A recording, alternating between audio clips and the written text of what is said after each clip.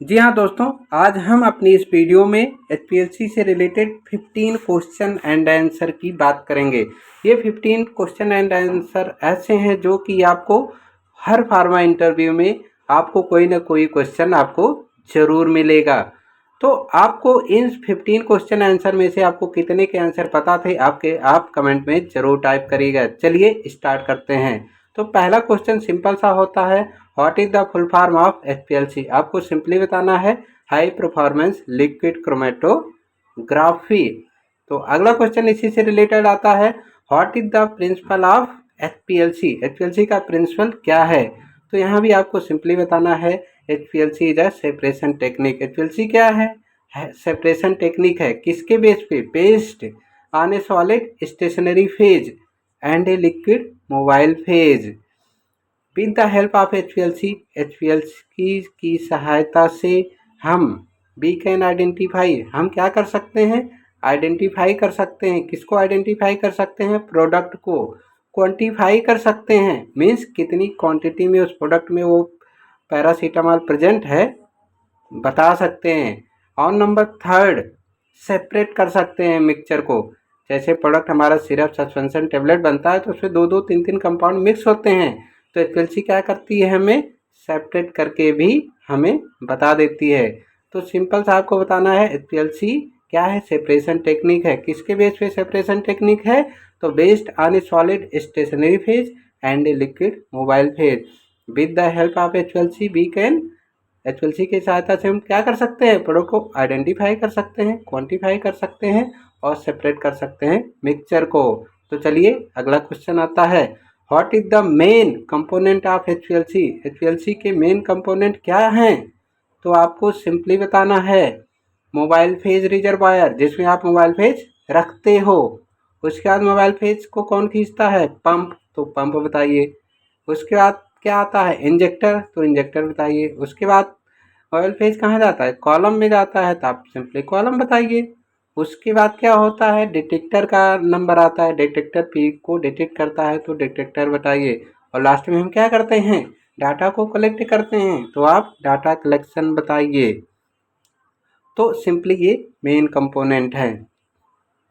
तो अगला क्वेश्चन की बात करते हैं, what is reverse phase chromatography.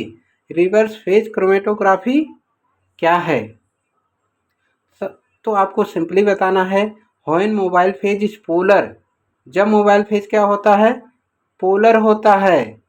And stationary phase is non polar, और स्टेशनरी फेज क्या होता है, नॉन पोलर, तो then it is known as reverse phase chromatography. तो रिवर्स फेज क्रोमेटोग्राफी में अब काफ़ी लोग नहीं समझ पाते हैं कि पोलर मोबाइल फेज क्या होता है। तो सिंपली समझ लीजिए, अगर आप मोबाइल फेज मेथनॉल का यूज कर रहे हो, एस्टोनाइट्राइल का यूज कर रहे हो, तो इसका मतलब आप इस रिवर्स फेज क्रोमेटोग्राफी का यूज कर रहे हो। रिवर्स फेज क्रोमेटोग्राफी ही अपने यहाँ सबसे ज़्यादा यूज की जाती है, ये बात भी याद रखो। तो आप समझ गए ना, रिवर्स फेज क्रोमेटोग्राफी किसे कहते हैं, सिंपली जानिए। अगर मोबाइल फेज में आप मेथनॉल एस्टोनाइट्राइल ये सॉल्वेंट यूज कर रहे हो तो आप रिवर्स फेज क्रोमेटोग्राफी का यूज कर रहे हो, क्योंकि मोबाइल फेज नहीं, आप मेथनॉल CH3OH होता है, वो निगेटिव है, H प्लस है, इसलिए मेथनॉल क्या है, पोलर कंपाउंड है। तो चलिए नेक्स्ट क्वेश्चन पे चलते हैं। तो अपना नेक्स्ट क्वेश्चन भी इसी से डायरेक्ट रिलेटेड आता है। रिवर्स फेज क्रोमेटोग्राफी की बात कर लिए तो what is normal phase chromatography. यहाँ पे नॉर्मल फेज क्रोमेटोग्राफी की बात करते हैं। नॉर्मल फेज क्रोमेटोग्राफी क्या होती है, तो आपको यहाँ भी सिंपली बताना है, जस्ट अपोजिट हो जाता है। When mobile phase is non polar, जब मोबाइल फेज क्या होता है, नॉन पोलर होता है। And stationary phase is polar, और स्टेशनरी फेज क्या होता है, पोलर होता है, then it is known as normal phase chromatography. अब प्रॉब्लम आ रही है कि नॉर्मल फेज क्रोमेटोग्राफी कब होगी, तो यहाँ भी आप सिंपल सा जानिए, जब आप हेक्सेन का यूज करते हो मोबाइल फेज, कोई भी मोबाइल फेज हेक्सेन में बना रहे हो, तो समझ लीजिए आप नॉर्मल फेज क्रोमेटोग्राफी का यूज कर रहे हो।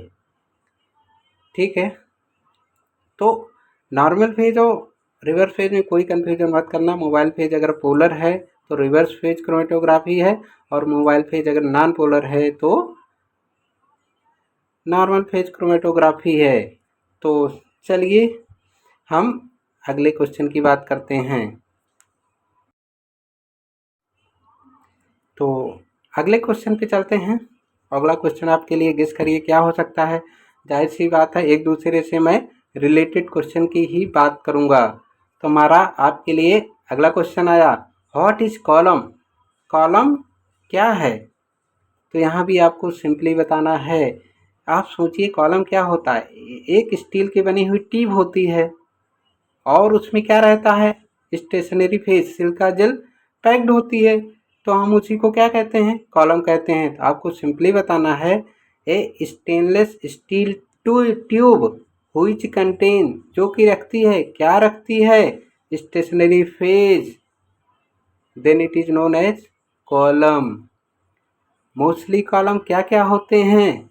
मोस्टली कॉलम हम लोग C8 कॉलम यूज करते हैं, C18 कॉलम यूज करते हैं और साइनो कॉलम भी होता है। लेकिन मोस्टली हम C8 और C18 कॉलम यूज करते हैं। C8 कॉलम इसलिए कहते हैं क्योंकि इसमें कार्बन जो है 8 सिलिकॉन ग्रुप से जुड़ा होता है, जबकि C18 में 1 कार्बन 18 सिलिका जल से जुड़ा होता है, इसलिए हम इसको C18 कॉलम भी बोलते हैं। चलिए हम अगले क्वेश्चन पे चलते हैं। यहाँ पे मैंने स्टेशनरी फेज की बात किया है, तो अगला क्वेश्चन आ सकता है कि व्हाट इज स्टेशनरी फेज?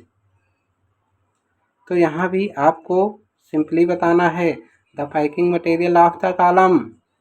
ऐसा पैकिंग मटेरियल, किसका packing material? Of the column, column का packing material, which does not move, जो कि मूव नहीं करता है। कब नहीं move? During chromatographic process, chromatographic process के समय मूव नहीं करता है क्योंकि वो तो पैक रहता है कॉलम में, इसलिए हम इसको स्टेशनरी फेज कहते हैं। मोबाइल फेज हमारा मूव करता है इसलिए उसको मोबाइल फेज कहते हैं। सिंपल सा इतना जानिए, the stationary phase, the packing material of the column which does not move in chromatographic process is known as stationary phase। और पैकिंग मटेरियल क्या होता है? मोस्टली सिलिका जेल होता है। कॉलम में क्या भरा होता है? Silica gel. सिलिका जेल ही आपका पैकिंग मटेरियल यहाँ पे हो रहा है। सिलिका जेल को ही आप स्टेशनरी फेज भी बोल सकते हैं। और स्टेशनरी फेज कहाँ होता है? कॉलम में होता है। चलिए हम अपने अगले क्वेश्चन पे आते हैं। तो यहाँ पे बात करेंगे, what is retention time? Retention time क्या है? तो पता तो सबको है कि जिस आरटी पे पीक आती है उसे हम रिटेंशन टाइम कहते हैं, लेकिन नहीं, आपको पूरा बताना है। The whole time between the sample injection, वह पूरा समय जब सैंपल इंजेक्ट होता है और जब मैक्सिमम पीक हाइट तक पीक आती है।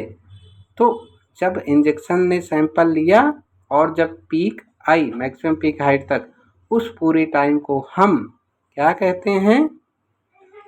रिटेंशन टाइम कहते हैं। और रिटेंशन टाइम को काफ़ी बार पूछ लिया जाता है कि रिटेंशन टाइम की यूनिट क्या है। तो ऐसा वर्ड तो हम लोग सुने नहीं रहते, तो वहाँ भी घबराना नहीं है, आपको सिंपली बता देना है। रिटेंशन टाइम को हम मिनट में मेजर करते हैं। आप बताते हो ना हमारी पीक 8 मिनट पे आई है, हमारी पैरासीटामॉल की पीक 4 मिनट पे आई है, तो वही क्या हुआ? रिटेंशन टाइम हुआ। तो रिटेंशन टाइम की यूनिट क्या हुई? मिनट हुई। सेकंड भी बोल देते हैं, लेकिन आप मिनट ही बोलना, क्योंकि हमेशा मिनट में ही पीक कंसीडर की जाती है। 8.5 मिनट पे आई, 9.5 मिनट पे आई। चलिए अगले क्वेश्चन की बात करते हैं, what is isocratic program? Isocratic program क्या है? जाहिर सी बात है, आप लोग HPLC चलाते हैं, दो प्रोग्राम आता है, आइसोक्रेटिक प्रोग्राम और ग्रेडियंट प्रोग्राम। तो आइसोक्रेटिक प्रोग्राम में आप सोचो क्या होता है। आप जाहिर सी बात है सिंगल पंप से फ्लो देते हो तो इसे आइसोक्रेटिक प्रोग्राम कहते हो, लेकिन आपको इंटरव्यू में बोलना है, when mobile phase composition remaining the same, जब मोबाइल फेज का कंपोजिशन क्या होता है? सेम रहता है। कब तक सेम रहता है? Throughout the run time, पूरे रन टाइम तक एक ही पंप से फ्लो जाता है, तो then it is known as isocratic program. Isocratic program में मोबाइल फेज का फ्लो 1 ml का दिया है तो 1 ml ही रहेगा, क्योंकि वो सिंगल पंप से जा रहा है और आइसोक्रेटिक प्रोग्राम में केवल सिंगल पंप का यूज किया जाता है।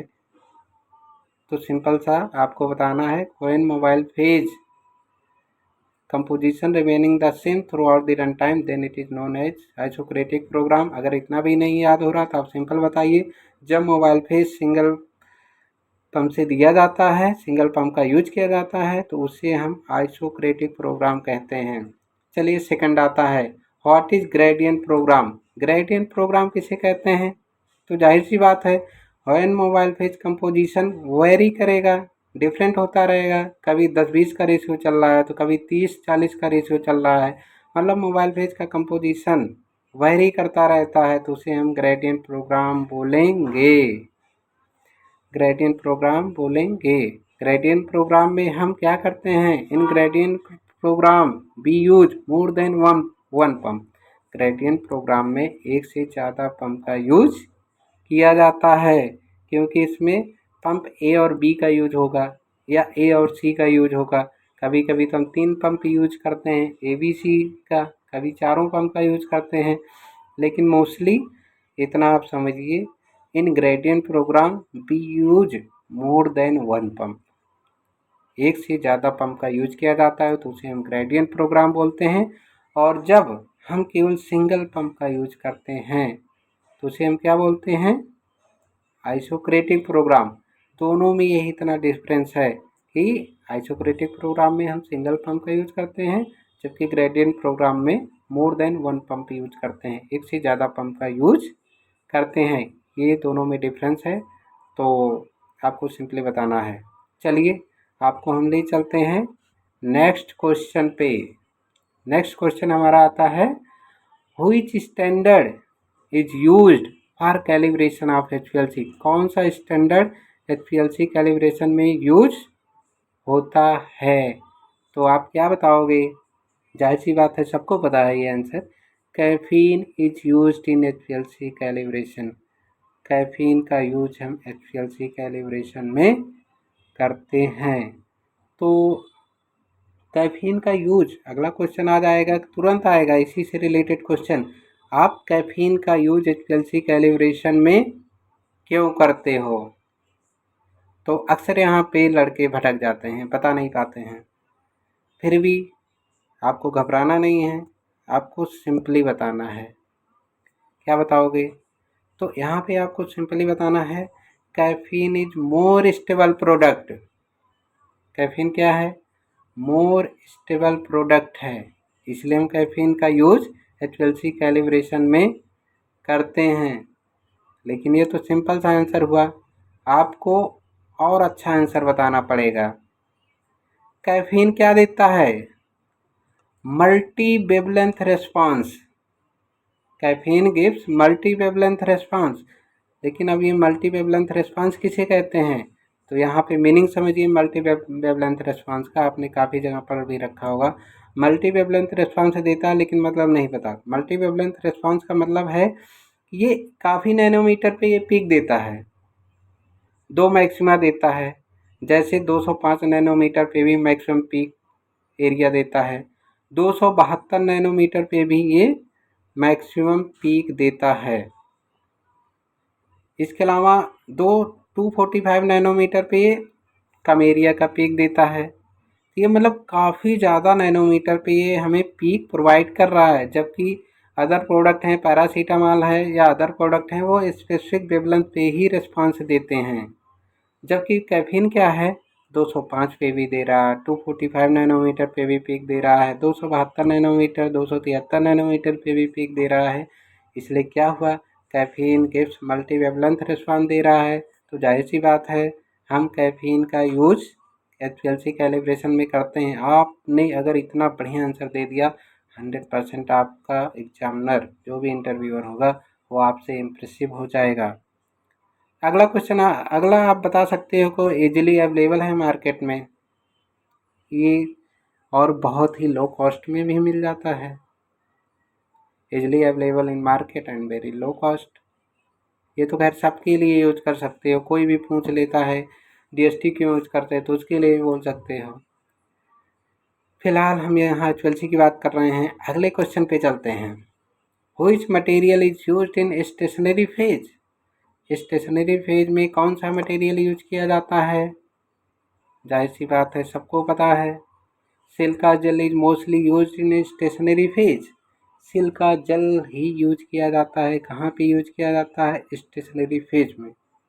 सिलिका जेल एक कॉमन प्रोडक्ट है जो कि कॉलम में यूज किया जाता है। तो अगला क्वेश्चन इसी से रिलेटेड आएगा। सिलिका जेल ही यूज क्यों कर रहे हो? अदर प्रोडक्ट भी तो यूज कर सकते हो कॉलम में। तो यहाँ पे भी आपको सिंपल सा आंसर देना है बिना घबराते हुए कि सिलिका जेल ही क्यों यूज कर रहे हो। तो सिंपल सा आंसर बताओ।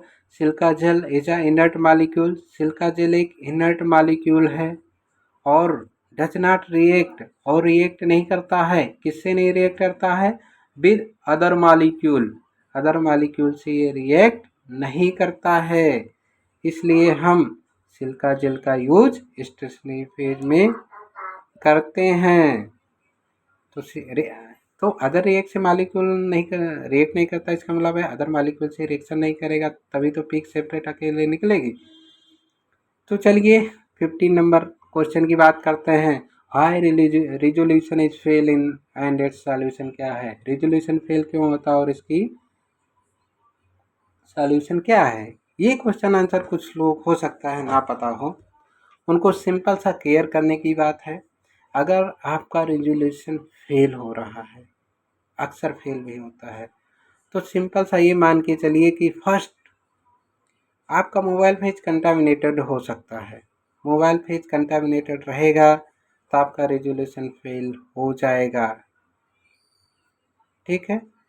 अगर मोबाइल फेज आपने नया बना के चला दिया, फर्स्ट को डिस्कार्ड करो, नया मोबाइल फेज बनाओ और आपका रेजोल्यूशन पास होना चाहिए। फिर भी अगर आपका रेजोल्यूशन पास नहीं हो रहा है तो हो सकता है आपका गर्ड कॉलम खराब हो गया हो, गर्ड कॉलम में इम्प्योरिटी चिपकी हुई हो, तब भी तो हमारा रिजोल्यूशन फेल होता है। तो यहाँ पे क्या करिए? गर्ड कॉलम को रिप्लेस करिए, फ्लश करिए, वॉश करिए और सैंपल को चला दीजिए। अगर रिजोल्यूशन फिर भी नहीं पास होता है तो जाहिर सी बात है, हो सकता है आपका बहुत पुराना कॉलम हो, गलत कॉलम लगा दिया हो। या गलत कॉलम तो लगाओगे नहीं, तो कॉलम पुराना हो सकता है, फ्रिट में जम गया हो, तो कॉलम को रिप्लेस करिए चुपचाप और नए कॉलम का यूज करिए और ज़्यादा इंसिडेंट वेस्ट मत करिए। सिंपल सा एनालिसिस का टेक्निक है, आप नया कॉलम यूज करिए, आपका रिजोल्यूशन एकदम बिंदास आएगा। तो ये रहे